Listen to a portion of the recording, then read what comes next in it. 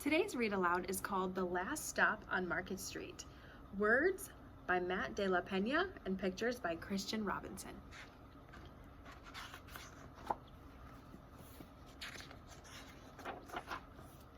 CJ pushed through the church doors, skipped down the steps. The outside air smelled like freedom, but it also smelled like rain, which freckled CJ's shirt and dripped down his nose. He ducked under his Nana's umbrella, saying, "How come we gotta wait for the bus in all this wet?" "Trees get thirsty too," his Nana told him. "You don't see that big one drinking through a straw." CJ looked for a long time, but he never saw a straw. From the bus stop, he had watched water pool on flower petals. He watched rain patter against the windshield of a nearby car. His friend Colby climbed in, gave CJ a wave, and drove off with his dad. "Nana, how come we don't got a car?"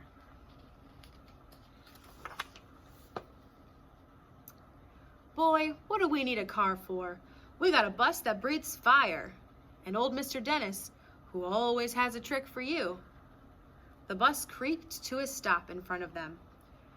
It sighed and sagged, and the doors swung open. "What's that I see?" Mr. Dennis asked. He pulled a coin from behind CJ's ear and placed it in his palm. Nana laughed her deep laugh and pushed CJ along. They sat right up front. The man across the way was tuning a guitar.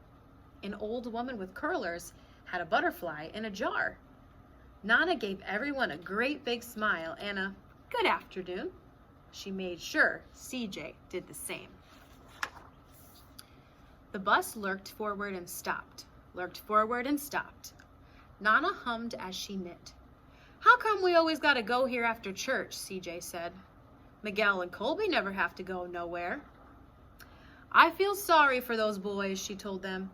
"They'll never get a chance to meet Bobo or the sunglasses man.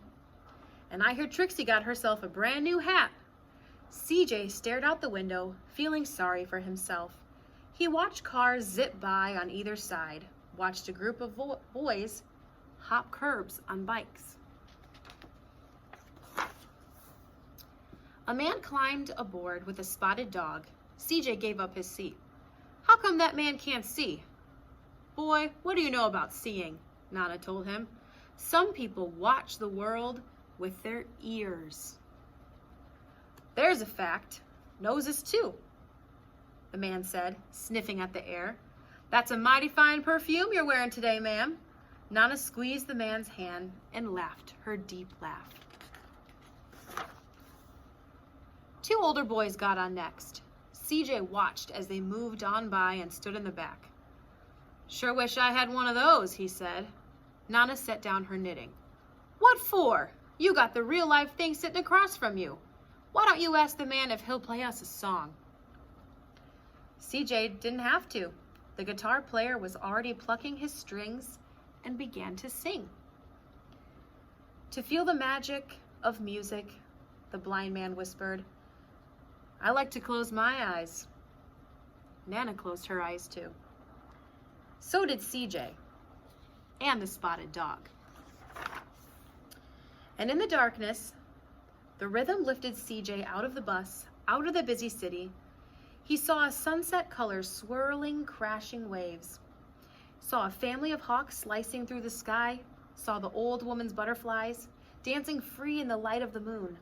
CJ's chest grew full, and he was lost in the sound, and the sound gave him a feeling of magic. The song ended and CJ opened his eyes. Everyone on the bus clapped, even the boys in the back. Nana glanced at the coin in CJ's palm. CJ dropped it in the man's hat. "Last stop on Market Street," Mr. Dennis called. CJ looked around as he stepped off the bus. Crumbling sidewalks and broken down doors, graffiti-tagged windows and boarded-up stores. He reached for Nana's hand. "How come it's always so dirty over here?" She smiled and pointed to the sky.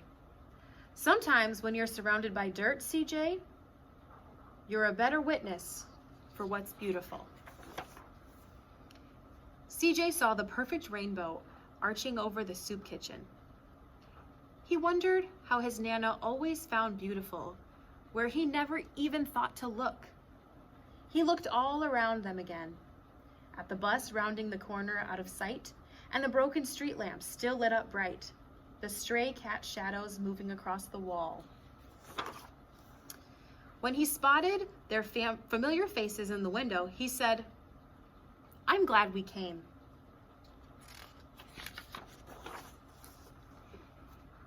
He thought his Nana might laugh, her deep laugh, but she didn't. She patted him on the head and told him, "Me too, CJ. Now, come on."